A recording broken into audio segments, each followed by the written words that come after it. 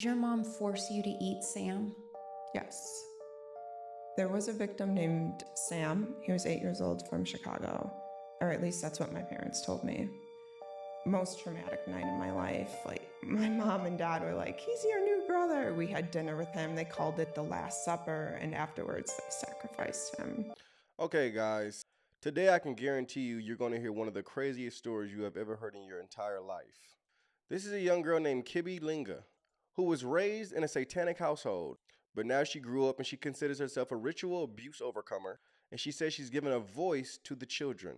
Children who are in this same predicament. Now I'm going to show you a couple of videos of her talking about her experiences. Now I must warn you, it gets vulgar, but it is very informative, especially the last video I play. I have 6 clips of Kibby I'm going to show all together, and I urge you to stay to the end. Without further ado, let's get back into the first video for further context. Did your mom force you to eat Sam? Yes.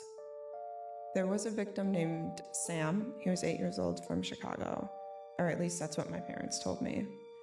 Most traumatic night in my life. Like, my mom and dad were like, he's your new brother. We had dinner with him. They called it the Last Supper, and afterwards they sacrificed him. So it was my turn when I was 5, almost 6, to solely sacrifice a child, and it was Sam, the 8-year-old. We just had dinner with him. I love Sam. I'll never stop loving Sam, and I'll never betray Sam. I think that he's a big reason why I'm here today recovering, because it was such a traumatic memory that I've held on. But during that ritual, we had dinner with Sam, and I thought he was my new brother, and I was so excited because I'm like, this 8-year-old's gonna save my broken family. And after the ritual, things changed pretty quick. Roles in my family changed throughout the years. For example, my older sister started to graduate towards the cleanup role, which was my father's role. So during the exact ritual itself, my older sister wasn't there. I remember me on the right, my younger sister on the left. My mom was behind me, and she gave me a knife for my right hand, and she told me to do it to Sam. I wouldn't. I couldn't. And I thought either something really bad would happen to me or Sam would get let go. So there was a lot of communication in this ritual. My mom was saying, you have to do it, you have to do it. And like I said, she always had this sense of urgency. She was just getting so mad at me. And I thought she would take my hand and make me do it myself. And that's not what happened. She gave it to somebody else who looked very disassociated and did it themselves. Did your mom force you to eat Sam? Yes. That was my consequence for not sacrificing Sam. And it wasn't the first time I was fed human flesh. Thankfully, my mother cooked it. I've heard of other stories where they don't. But because it was Sam, someone who I grew an attachment to, I feel like that was me drinking the Kool-Aid or taking sips. Like, that's kind of what enabled me, or a big factor, to go into denial, because I felt so guilty. And I will say, I didn't eat any of them fully. Like, I had this thing where I would chew it up, and then when my mom wasn't looking, I would put it under a blanket or in a milk glass. She never said anything to me about it, thank God. But I feel like I did that to help alleviate some of the guilt. Sure. And I think it might have worked, too. Now notice one thing. Sometimes when Kibby talks about different things like eating or the flesh and stuff like that, or when she was talking about how her mother cooked it and kind of like gave a giggle. Take no offense to this, you guys. This is her defense mechanism. This is how she numbed herself talking about things like this. Clearly, when you hear about it, it's like, what in the world is going on? This is evil. But she was somebody in that predicament. Can you imagine what goes on through her head day in and day out? Isn't it also interesting how she said they brought the boy in and they called it the Last Supper? Now, if you've been on this channel before, you know that we have exposed many different satanic occults. And we understand that sacrifices go on during a lot of rituals when it comes to Satanism. And their highest sacrifice is a baby boy. Now, why do you think that is? It's imitation of Jesus. That's why they even called it the Last Supper. It's all imitation of God. Now, so far from what we know, Kibby is afraid to show her mother, but she did end up showing her father. I grew up in a satanic cult, witnessing children lose their lives to my very sick parents, and they got away with it. Brandy wants to see a picture of my parents. I would too, Brandy. My father passed away when I was 9, so no fear showing him. My mom needed to marry a very vulnerable and submissive man in order to create children to create a cult. She chose this guy, my dad. And this is my first communion. You can only see my father and I. From the outside, we just look like churchgoers. This is at my baptism. Now hold on real quick, you guys. She said we just look like churchgoers. Isn't that interesting how in that one book he came and set the captives free, right? I believe her name was Rebecca. She wrote a book called He Came and Set the Captives Free. But in the book, it talks about this girl who went to church. And through church, she met another girl. And that girl took her to a satanic camp. And she became a Satanist. Through church, she became a Satanist. Huh. So you see this Satanist, well, ex-Satanist, was also baptized. From the outside, we just look like churchgoers. This is at my baptism. This is my father and I at what my mom called the Last Supper, and there was a ritual right after. This is my dad. As you can see, he looks very disassociated. Now, isn't that funny? When she was talking about the little boy Sam, she said that somebody took the knife who looked very disassociated and did the job themselves because she couldn't do it. Like he's on Jupiter. I want to show you a picture of my mom so bad. She was the high priestess, but I just don't feel safe enough yet. High priestess. I just started speaking about my truth, but I promise, once I feel like I have a bigger tribe, I'll feel safer, and I cannot wait to show you a picture of my mom, the high priestess. She also goes in how her mother had her in cages. And she would actually lock me in a cage in the basement during dinner times, often until I became too big for the cage around age 5 or 4. But she would there was like a 2-year period where she would, estimated 2-year period where she would put me in this cage at night so I wouldn't like brainwash my sisters because she thought I was brainwashing my sisters. And my memories in the cage, well, I'll get there. My memories in the cage. So at first I was just like, not okay. And this is where I found my faith and realized that like faith is going to work for me. Faith showed me that there's beauty outside of my horrific family, because as a child I was like, what is going on? And I assumed that there was beauty outside of this darkness, but I didn't know. So anyways, I'm in this cage locked up for the first time, and I'm not okay. Just going back thinking about it, it's hard. I was not okay in this cage. I was claustrophobic. I was so scared. Any noise I heard, I was scared that there was a ritual going on. And I was disgusted. I was ashamed. I felt guilty. The amount of grief that I had, I couldn't. Plus being like so claustrophobic, I had to or I felt like I had to hold my bowels in. It was horrible. And so I called on, at this point, I'm 3 or 4, I had already been going to church. And then I called on our creator, God, to help me because I didn't know what to do.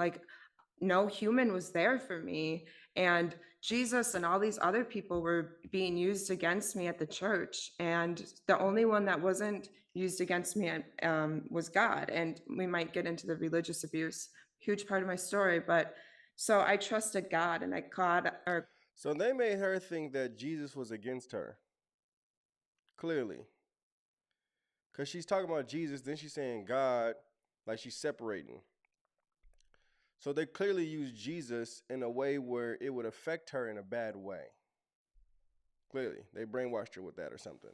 Called on God in the cage to help me. And probably the first time I was in the cage, I have so many actually peaceful and good memories of being in this cage rather than being afraid, because I did feel the presence of God show up and he took away my fear, which was a miracle. And it got to the point where I didn't mind the cage. I was okay in the cage, which sounds crazy, but That's the truth. And I also loved having my feelings as a child, and the cage actually became like a therapeutic place where I could like be away from my family, be at peace, be calm, and have my feelings in this cage. And to me, like that experience of going from extreme fear to calling on my creator to come help me out and to be helped out strengthened my faith to no return.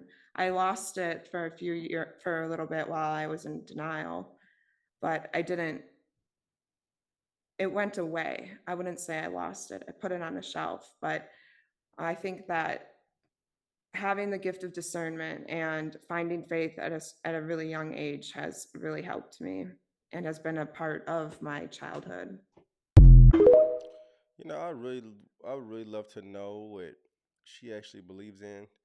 We may even get her on the show, to be honest, because this story is absolutely mind blowing. Now, a lot of you may wonder what happened to all the rituals. Did her mom ever leave it alone and things like that? Well, she talks about that. When my mom stopped sacrificing children when I was 8 years old, things just went on like nothing happened. It's a long story.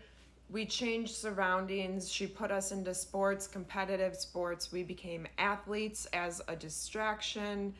And yes, like she tried to pretend like the rituals never happened. Anytime I brought them up, she told me I was going to the loony bin or that something was wrong with me. And eventually I started to fall into denial. This is called mind control, especially when a child is involved, subtly manipulating somebody into thinking something is true when it's not. My mom got off to controlling us during the rituals and to controlling our minds after the rituals stopped. Some sick adults get off to controlling others. You may go to a partner for that. I do too. But some sick adults get off to controlling others, to the control. Did she turn to anything else for her fix? Good question.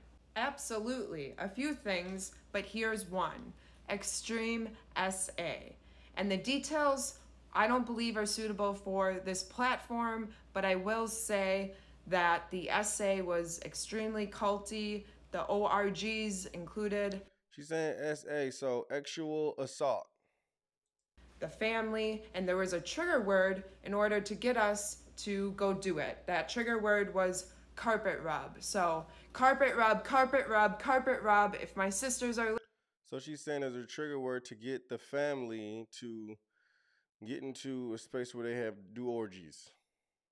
Now, if you've been on this channel, you understand that we've talked about this before when it comes to satanic rituals. Because fellowship for God is the Greek word koinonia, and it means intercourse. So it's a spiritual interaction going on, a spiritual intimacy that is happening within the spirit that God does in a pure way. But the devil imitates God in a carnal way and in a physical way. So how would he do that when it comes to fellowship? Real live orgies, real live intimate groups gathering and messing with each other. That is an imitation in the carnal aspect of what God does in the spirit for us when it comes to spiritual intimacy. Can you see it? That's how Satan imitates God, but in the carnal. listening, yes, she got her fix in different ways. It's kind of like a drug addict going from one drug to another. She was addicted to this compulsion and then she just outsmarted the law, so she stopped and turned it into other things. The list goes on. It seems like it would be difficult for my mom to stop sacrificing children. I agree, but I'd personally stop if it were to prevent me from going to jail and to just find other ways to cope with it. I think on one hand it was smart for her to stop to avoid getting caught, but on the other hand, she kept going in different ways. She was a controlling, manipulative psychopath in different ways, plus did extremely culty SA and more. At the end of the day, it was pretty damn smart for my mom to stop the rituals at a young age because it keeps a lot of people fooled. So she's saying her mom stopped because she got over on the law and didn't want to go to jail. And then try to convince her that it never happened because when she was 8 when her mother stopped. How much do you remember about the very first ritual that you witnessed? I remember my mother taking a pliers, or what looked like a pliers. It was an instrument. It went like that. And she was torturing a baby slowly. Where did the baby come from? I don't know for sure, but I can only make my assumptions based off my experiences. There was a victim named Sam. He was 8 years old from Chicago. The methods on procuring a child? I think there was connections, the black web, dark web. I remember my mother and father recording the rituals. Did your mom force you to eat Sam? Yes. That was my consequence for not sacrificing Sam. And it wasn't the first time I was fed human flesh.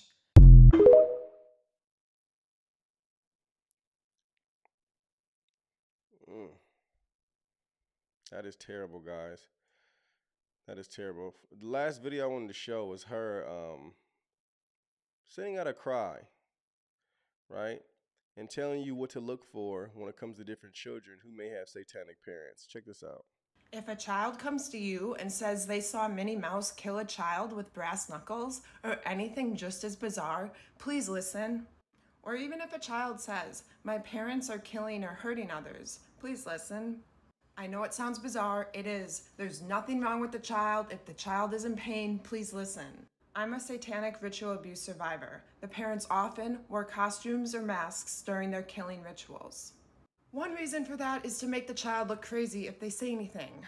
So if a child comes to you with any bizarre story that involves harming a child or an animal or anyone, please listen. There is nothing wrong with the child. The child is courageous for telling you, and you get the gift of helping the child.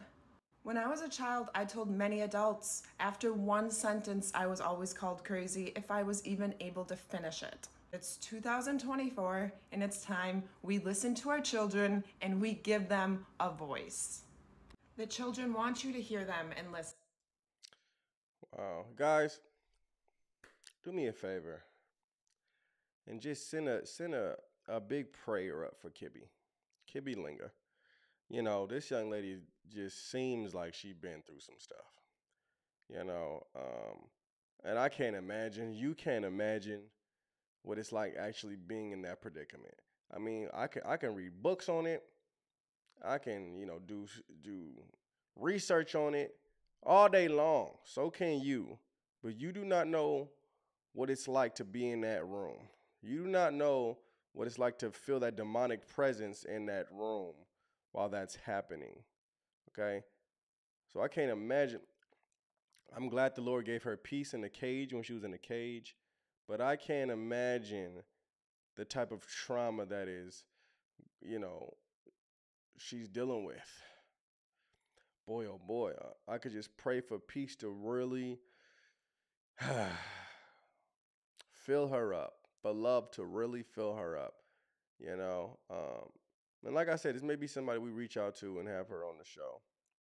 Her story is very interesting, and I think that more people need to hear what she has to say for sure. I mean, this is mind blowing. Actually, I think we are going to do that.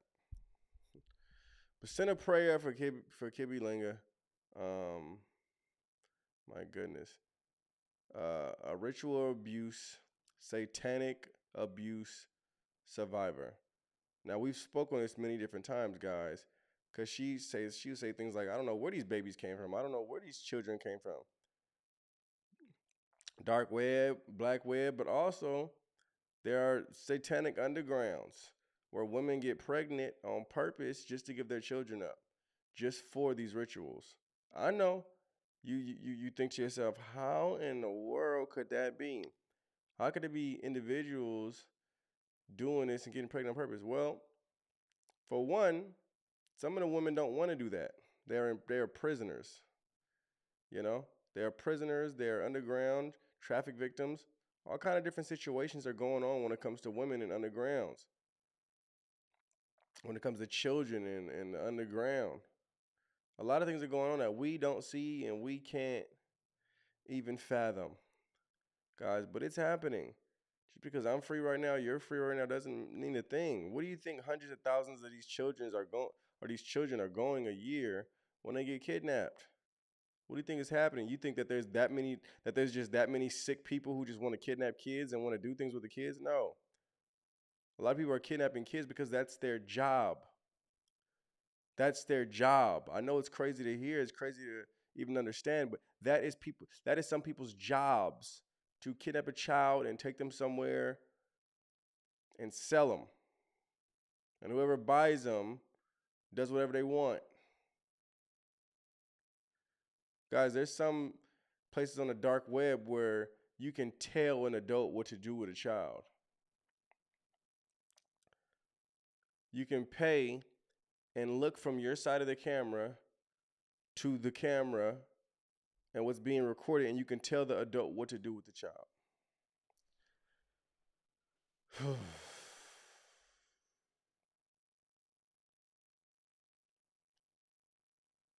Very, very sick, guys. Like I was saying, say a prayer for Kibby. May the Lord be with her and fill her up. And may any lies that has been installed within her mind, may it be crushed with the truth. Hallelujah. May the darkness that she has come in be completely demolished by the light. Amen. Let me know what you guys think of the video, guys. I love you guys. God bless. Shalom.